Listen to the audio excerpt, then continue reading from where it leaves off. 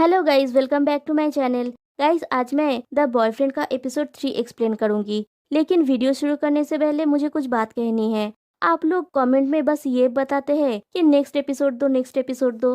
मैं next episode तो दूंगी, लेकिन आप लोग मुझसे कोई बात शेयर नहीं करते कि जैसे मेरा वीडियो आप लोगों को कैसा लग रहा है, आप उसे समझ पा रहे हैं या नहीं, शो आपको कैसा लग रहा है। आई नो कि शो बहुत अच्छा है, लेकिन मेरा एक्सप्लेनेशन से आप सेटिस्फाई है या नहीं, आप मुझे ये सब बताइए। या फिर शो का कौन सा हिस्सा आपको पसंद आया, कहाँ पे आपको ये लगता है कि ये ऐसा नहीं होना चाहिए था, आप वो मुझे बताएं। मैं आप लोगों से इसके बारे में बात करना चाहती हूँ। मैं अपना पॉइंट ऑफ व्यू भी आप लोगों से शेयर करना चाहती हूँ। तो अगर आप लोग ये बताएंगे कि आप क्या सोच रहे हैं तो मुझे अच्छा लगेगा। तो प्लीज़ आप लोग ये कोशिश करिएगा कि आप जब कमेंट डालते हैं तो आप लोग ये बताएं कि आपका पॉइंट ऑफ व्यू क्या है, या आपको वीडियो कैसी लग रही है, या मेरा एक्सप्लेनेशन कैसा लग रहा है। बस यही कहना था। आगे आप लोग वीडियो एंजॉय कीजिए।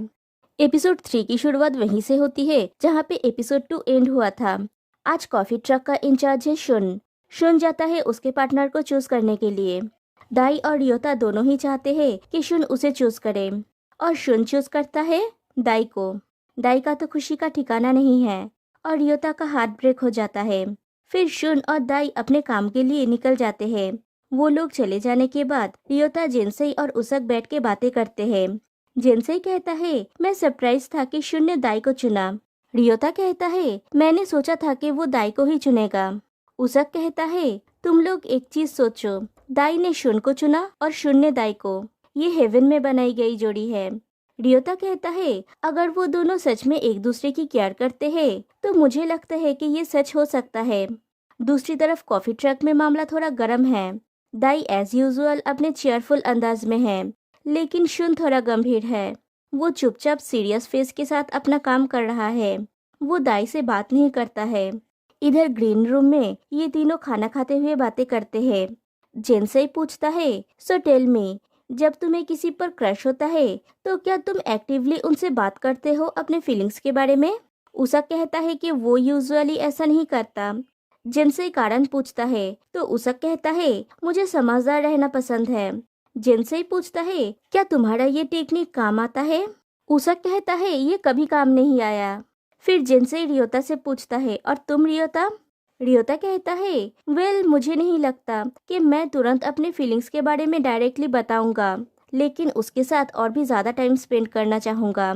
और जब मैं उसके साथ ज्यादा समय बिताऊंगा तो मैं ये भी सुनिश्चित करने की कोशिश करूंगा कि हम एक दूसरे को जान सके। बैक टू दाइसुन। उनका आज का इनकम है 8950 यन। फिर दोनों समुंदर के किनारे बैठ के बातें करते हैं। दाई कहता है, आज के लिए थैंक यू, मैं बहुत खुश था कि तुमने मुझे चुना। शुन कहता है, टफ डिसीजन था। दाई पूछता है, क्यों टफ क्यों था? शुन कहता है, वेल क्योंकि मैं श्योर नहीं था। मुझे आश्चर्य है कि मेरे मन में तुम्हारे लिए जो फीलिंग्स है वो जेन्युइन नहीं होगी, क्योंकि तुम मेरे साथ इतने ओपन और लविंग बिहेव करते हो। मैं शायद इस इल्यूशन में हूँ कि मैं भी तुम्हें लाइक करता हूँ। मैं अपने फीलिंग्स के बारे में श्योर नहीं हूँ। टू बी ऑनेस्ट, मुझे लगता है कि एक किस मुझे इसे क्लियरली समझने में हेल्प कर सकता है। मुझे लगता है कि अगर हम किस करेंगे तो मुझे पता चल जाएगा कि मैं कैसा फील करता हूँ। बस यही है। मैं सच में सच्चाई जानना चाहता हूँ। मैं चिंतित हूँ। उस चिंता से छुटकारा पाने के लिए मैं बहुत सतर्क रहने की पूरी कोशिश कर रहा हूँ। बस यही बात है। फिर थोड़ी देर बाद शुन पूछता है, तुम्हें लगता है कि अब हमें जाना चाहिए? दाई कहता है, ओके, और दोनों जाने के लिए खड़े हो जाते हैं। दाई कहता है, मुझे अपना हाथ दो। शुन हाथ देता है। दाई शुन का हाथ पकड़ के कहता है, चलो किस करते हैं। शुन कहता है, नहीं। दाई पूछता है, क्यों? शुन कहता है, अभी नहीं, मैं तुम्हें बता दूंगा। जब मैं रेडी हो जाऊंगा तब मैं तुम्हें किस करूंगा। दोनों हंसते हैं और वहां से चले जाते हैं। शुन का मानना है कि अगर वो आज किस करता तो वो और भी ज्यादा कंफ्यूज्ड हो जाता। फिर दिखाया जाता है घर में दाई कपड़े फोल्ड कर रहा होता है। वो अपने साथ साथ शुन का भी कपड़े फोल्ड कर देता है। दूसरी तरफ जेनसे रियोता का मेकअप करता है और उसे मेकअप करना सिखाता है। वो रियोता की स्किन की, आईब्रोज की और फोरहेड की तारीफ करता है। फिर सब लोग बाहर साथ में बैठ के बातें कर रहे होते हैं। वो लोग कॉफी ट्रक के बारे में डिस्कस कर रहे होते हैं। वो लोग डिस्कस करते हैं कहाँ पे उन्हें ज्यादा कस्टमर मिल सकता है, या फिर वीकेंड में कितना कमाई हो सकता है, एक्सेट्रा एक्सेट्रा। उनके डिस्कशन के बीच में ही ग्रीन रूम में एंट्री होती है शो के 8वें पार्टिसिपेंट की। पहले दाई की नजर पड़ती है उस पर और वो हंसने लगता है। फिर सभी नोटिस करते हैं। शुन दाई से पूछता है, क्या तुम उसे जानते हो? दाई हाँ कहता है। फिर वो 8वां पार्टिसिपेंट उनके पास आता है और कहता है, मेरा नाम आलान है और मैं आज से आप लोगों के साथ यहाँ पे रहूंगा। सब लोग उसका वेलकम करते हैं। ये आलान है, वो 29 इयर्स का है और वो एक फॉरेन आईटी कंपनी में वर्क करता है। वो ब्राजील से है। वो ब्राजील, इटली और जापान का पार्ट है। वो जापान में रहता है लेकिन ब्राजीलियन कल्चर से इन्फ्लुएंस्ड है। वो खुद को फुर्तीला इंसान मानता है। जब वो ऐसे किसी इंसान से मिलता है जो उसे अपने टाइप का लगता है, वो उसे आई लव यू बोल देता है। शुन दाई से पूछता है, क्या तुम दोनों फ्रेंड्स हो? दाई हाँ कहता है। आलान और उसक भी एक दूसरे को पहले से जानते हैं। दोनों हक करते हैं। फिर आलान एक एक करके सबको हक करता है। सब हक करते हुए अपना अपना नाम बताते हैं। जिनसे आलान से कहता है, मैंने नोटिस किया कि तुम दाई और उसक को पहले से जानते हो। तुम लोग कैसे मिले थे? दाई कहता है, मैंने उसे डीएम किया था क्योंकि मुझे लगा था कि वो इंस्टाग्राम पे बहुत कूल है। आलान पूछता है, हम में से किसने इसे पहले किया, मैं या तुम? दाई कहता है, मैं, लेकिन उस समय मुझे याद है तुम्हारा एक पार्टनर था इसीलिए। आलान दाई की बात को काटते हुए कहता है, एग्जैक्टली, ये अजीब था तो हमने कनेक्शन नहीं रखा, लेकिन हम अभी भी टच में हैं। दाई का मानना है कि वो इसे एक इंटीमेट रिलेशनशिप नहीं कह सकता, लेकिन उन दोनों के बीच में सब कुछ हो गया था। That means they had sex. But मेरे परफेक्ट दिमाग में एक सवाल है कि बॉटम कौन था, क्योंकि मुझे लगता है कि दाई और आलान दोनों ही टॉप है। फिर सब लोग वाटर गन्स के साथ गेम्स खेलते हैं। फिर शुन, उसक, दाई और आलान स्टीम बात ले रहे होते हैं। आलान दाई के साथ काफी चिपक रहा है। ये अपनी आंखों के सामने देखकर शुन को बिल्कुल भी अच्छा नहीं लगता। उसक आलान से कहता है, तुम अभी अभी यहाँ पे आए और तुम ऑलरेडी यहाँ पे फिट हो गए। मुझे विश्वास नहीं हो रहा है कि तुम यहाँ पे हो। आलान दाई और उसक से पूछता है, क्या तुम इस बात से अपसेट हो कि मैं यहाँ पे हूँ? दाई और उसक दोनों ही कहते हैं कि वो अपसेट नहीं है। आलान कहता है, लेकिन तुम्हें पता है, जब मैं ये सोचता हूँ कि अगले कुछ हफ्ते हम बहुत अच्छे मेमोरीज बनाने वाले हैं, इससे बेहतर और कोई भी बात नहीं लगता। दाई कहता है, मुझे यहाँ पे बहुत मजा आ रहा है। और शुन का एक्सप्रेशन कुछ ऐसा था। फिर शाम को सब लोग बारबेक्यू पार्टी कर रहे होते हैं। आलान कहता है, मुझे जेंटल फेसेस पसंद है, लेकिन जब बॉडी की बात आती है मुझे थोड़ा बल्की बॉडी पसंद है। मैं ये कहना चाहता हूँ कि मुझे बड़े बाट्स वाले लड़के पसंद है। That means he is the ultimate top. उसक पूछता है, तुमने हमें ज्वाइन करने के बारे में क्यों सोचा? आलान आंसर करता है, मुझे लगता है कि मुझे सीरियस रिलेशनशिप में स्ट्रगल करना पड़ता है। बॉयफ्रेंड होना मेरे लिए बहुत बड़ी बात है, लेकिन मैं अभी 29 का हूँ और मैं पुराने लिमिटेड पैटर्न्स में फंसना नहीं चाहता। इसलिए मैं खुद को उन फीलिंग्स और एक्सपीरियंसेस के लिए ओपन करना चाहता हूँ जो मुझे पहले कभी नहीं मिला है। सब लोग उसकी बातें सुन के क्लैप करते हैं। तेह्योन कहता है, सेल्फ लव बहुत जरूरी है। आलान कहता है, मैं सच में बिलीव करता हूँ कि सेल्फ लव ही सब कुछ है। दाई कहता है, लेकिन दूसरी तरफ सेल्फ लव करने से मुझे आत्मकेंद्रित हो जाने का डर है। फॉर एग्जाम्पल, कोविड के टाइम पे मुझे याद है बहुत सारे लोगों ने सरकार के बारे में शिकायत की थी, इंक्लूडिंग माई फैमिली। और मैं सोच रहा था, आप लोग सरकार के बिना क्या कर सकते हैं। मैं उन्हें बताना चाहता था कि आप दूसरों को दोष मत दीजिए, आप जितना कर सकते हैं आप वो कीजिए।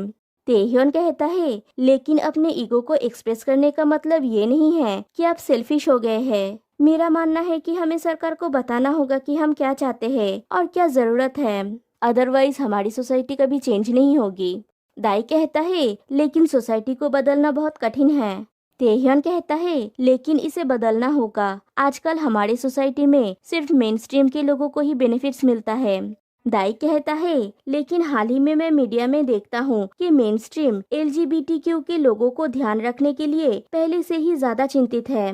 तेह्योन कुछ बोलने जाता है, तभी आलान कहता है, लेकिन ये तुम्हारा पॉइंट ऑफ व्यू है दाई। तेह्योन भी उससे एग्री करता है। आलान कहता है, बेसिकली एट द एंड जितना तुम इस पर विश्वास करोगे, जितना तुम इसे एक्सेप्ट करोगे और जितना इसको अप्रिशिएट करने की तुम्हारी इच्छा मजबूत होगी, ये तुम्हारे आसपास के लोगों के लिए उतना ही संक्रामक होगा। सेल्फ लव के लिए भी सेम चीज है और मैं हर दिन अपने बिलीव्स को कंफर्म करता हूँ, क्योंकि जब मैं सुबह नींद से जागता हूँ मैं खुद को ऐसे इंसान के रूप में सोचता हूँ जो मेरे आसपास की दुनिया को कंट्रोल कर सकता है। और मेरा मानना है कि जिस दुनिया को मैं कंट्रोल करता हूँ वो प्यार से भरी हुई है। इन सब बातों से दाई थोड़ा नाराज हो जाता है और वो वहाँ से घर के अंदर चला जाता है। थोड़ी देर बाद शुन भी घर के अंदर जाता है। दाई शुन को देख के कहता है, मैं तुम्हें देखना चाह रहा था, मुझे खुद को थोड़ा शांत करने के लिए अंदर आना पड़ा। शुन कहता है, वहाँ पे बहुत कुछ चल रहा था। दाई कहता है, मैं आलान को बहुत लंबे समय से जानता हूँ, वो हमेशा एंड में बहुत अच्छे से रैप अप करने की कोशिश करता है।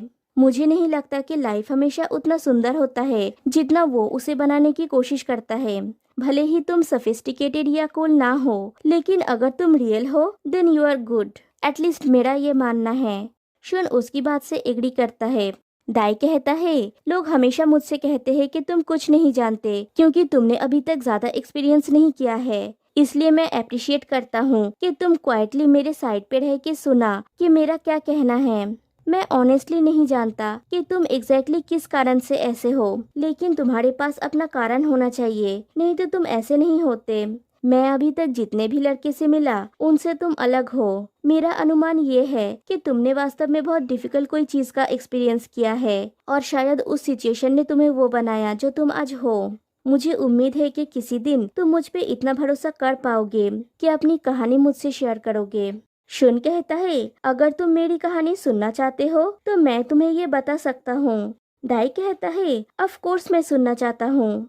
शुन कहता है, जब मैं छोटा था मैंने अपने दोनों पेरेंट्स को खो दिया क्योंकि उन्होंने मुझे छोड़ दिया एक बेबी हैच में। मुझे सब कुछ तो याद नहीं है। सो जब तक मैं 18 इयर्स का नहीं हुआ मेरा पालन पोषण उस ऑर्फनेज में हुआ। जब मैं वहाँ पे था मुझे बहुत कुछ झेलना पड़ा क्योंकि मैं अपने फैमिली से कभी नहीं मिला और मुझे फैमिली से कोई प्यार नहीं मिला। मैं सच में नहीं कह सकता कि मेरा लाइफ नॉर्मल था। मैं एक अलग तरह के कॉमन सेंस के साथ बड़ा हुआ और मेरे साथ बहुत कुछ हुआ था। अंत में मैं अकेले ही टोक्यो आ गया और लास्ट 5 इयर्स जब से मैं टोक्यो में हूँ मैं आज़ाद हो गया हूँ। दाई उसकी स्टोरी सुन के रोने लगता है। सच में बहुत कुछ झेला है शुन ने। दाई कहता है, मैं ये इमेजिन भी नहीं कर सकता। शुन कहता है, मैं ये प्ले करके तुम्हें कंफर्ट करने की कोशिश करता हूँ, बस म्यूजिक को सुनो। और वो अपने इंस्ट्रूमेंट को बजाता है। दाई पूछता है, क्या तुमने सच में ये म्यूजिक क्रिएट किया है? शुन हाँ कहता है और वो म्यूजिक बजाता है। म्यूजिक सच में बहुत ही सूदिंग था और दोनों साथ में एक बहुत ही इमोशनल और रोमांटिक टाइम स्पेंड करते हैं। फिर म्यूजिक प्ले हो जाने के बाद शुन पूछता है, क्या तुम वापस बाहर जाना चाहते हो? दाई कहता है, हाँ चलते हैं। शुन पूछता है, क्या तुम अब ठीक हो? दाई कहता है, मैं बेटर फील कर रहा हूँ और दोनों एक दूसरे को हक करते हैं। दूसरी तरफ उस टाइम पे बाहर का सीन। आलान जिनसे से कहता है, तुमने पहले कहा था जो लोग तुम्हारे लिए इम्पोर्टेंट है वो गुजर चुके हैं, क्या तुम मुझे कहोगे कि वो कौन थे? जिनसे कहता है, मेरे डैड और ग्रैंडपा। मेरे डैड अचानक बीमार हो गए, वो बीमार महसूस करने लगे और जब वो हॉस्पिटल पे गए उन्हें बताया गया कि उनके पास बस 3 महीना है जीने के लिए। उन्हें स्टमक कैंसर था।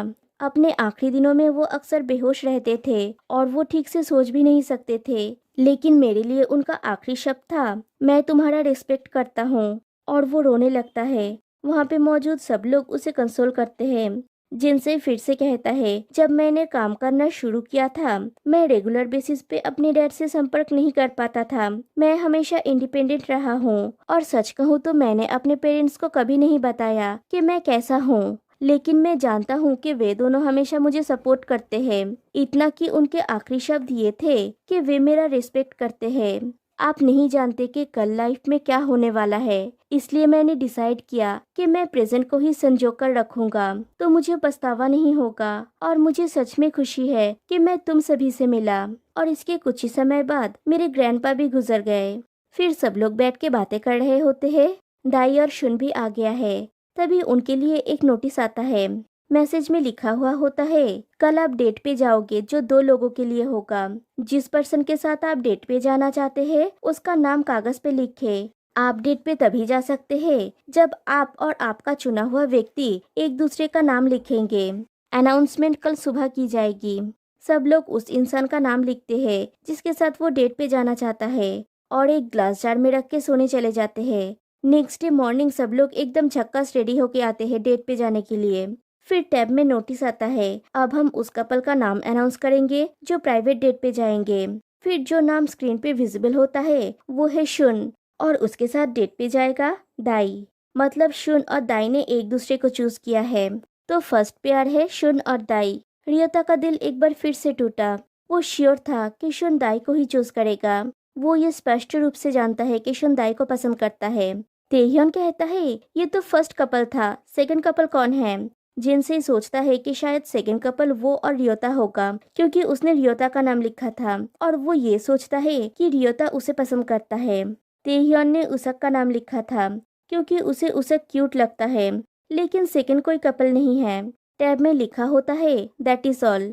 तभी जिनसे को एक धक्का लगता है। वो सोचता है कि क्या इसका मतलब ये है कि रियोता उसमें इंटरेस्टेड नहीं है। मतलब शायद वो ही उन दोनों के बीच में कनेक्शन इमेजिन कर रहा था। दाई और शुन सबको बाय कह के डेट के लिए चले जाते हैं। दाई कहता है मैं इस बात से बहुत खुश हूँ कि तुम मेरे साथ डेट पे जाना चाहते थे। शुन कहता है मेरे पास और कोई चॉइस नहीं था। दाई मजाक में कहता है तुम और भी बेहतर तरीके से बोल सकते थे, जैसे मैं तुम्हारे साथ डेट पे जाना चाहता था। वो लोग एक रेस्टोरेंट में जाते हैं। दाई कहता है मैं बाथटब में बैठ के सोच रहा था कि मैं सोचता था कि तुम अपने इमोशंस को शो नहीं कर पाते हो। मतलब मैं पहले ऐसा सोचता था। शुन कहता है पहले मैं तुम में इंटरेस्टेड नहीं था। दाई कहता है तो अब मुझे पता है कि तुम तब मुझ में इंटरेस्टेड नहीं थे, लेकिन मेरे मन में तुम्हारे प्रति कोई गलत इंप्रेशन नहीं थी। इसके विपरीत मुझे लगता है कि ये अच्छी बात है कि मैं थोड़ा गलत समझा गया व्यक्ति हूँ, इसलिए मैं आगे बढ़ने में सक्षम था। क्या तुम्हें इस तरह किसी लड़के ने चेस नहीं किया है। शुन कहता है किया है, लेकिन मैं इंटरेस्टेड नहीं था, इसलिए मैंने उनको इग्नोर किया। दाई कहता है हाँ, उस स्थिति में तुम कुछ नहीं कर सकते। शुन कहता है जब बहुत अधिक दबाव डालने की बात आती है तो मैं उसमें अच्छा नहीं हूँ। जब तक हम डेटिंग शुरू नहीं करते तब तक मुझे इस बात की परवाह नहीं है कि मैं 10 पे हूँ और वो 0 पर, लेकिन जब मैं डेटिंग कर रहा हूँ तब मैं 50-50 का होना पसंद करता हूँ। अभी तुम्हारा रेशियो है लगभग 8। दाई कहता है तुमने ऐसा क्यों कहा, ये ठीक नहीं है। तुम नहीं जानते कि मैं 8 पे हूँ या 2 पे। शुन कहता है लेकिन तुम मुझसे ज्यादा अपने फीलिंग्स को एक्सप्रेस कर रहे हो। दाई कहता है वो तो है। शुन कहता है लेकिन मैं इसके आदी नहीं हूँ, मैं इसमें अच्छा नहीं हूँ। फिर वो लोग एक्वेरियम में जाते हैं। दाई कहता है मैं बहुत दिनों बाद एक्वेरियम में आया। वो लोग उस जगह को एक्सप्लोर करते हैं और अपना क्वालिटी टाइम स्पेंड करते हैं एक दूसरे के साथ। वो लोग बहुत एंजॉय करते हैं। फिर वो लोग जू में जाते हैं और वहाँ पे भी एंजॉय करते हैं। दाई बहुत ज्यादा एनर्जेटिक होता है। फिर दोनों एक जगह पे बैठे हुए होते हैं। दाई कहता है तुमने पेपर पे मेरा नाम लिखा, तुमने वो पेपर बॉटल में रखा और हम अभी यहाँ पे है। ये मेरे लिए सच में बहुत स्पेशल है। पूरा दिन साथ में बिताने के बाद अगर अभी भी तुम मेरे लिए सेम फील करते हो तो तुम्हें स्पष्ट होने की जरूरत नहीं है, लेकिन अगर तुम अपने फीलिंग्स के साथ ऑनेस्ट रहोगे तो मुझे सबसे ज्यादा खुशी होगी। आज की तरह मैं उत्साहित था। इतना खुश रहना अच्छा है। मैं चाहता हूँ कि तुम जानो कि तुम मेरे लिए इम्पोर्टेंट हो। शुन थैंक यू कहता है। दाई कहता है थैंक यू, बस इतना ही। शुन कहता है मैं सोच रहा था। दाई पूछता है क्या। शुन कहता है कुछ नहीं। शुन का कहना है कि उसने उन चीजों को देखा जो उसे पसंद नहीं था और एक तरह से उसकी इंटरेस्ट खत्म हो गई। तो क्या चल रहा है शुन के दिमाग में। और यहीं पे एपिसोड 3 एंड हो जाती है। तो फिर मिलते हैं नेक्स्ट वीडियो में, तब तक के लिए बाय बाय।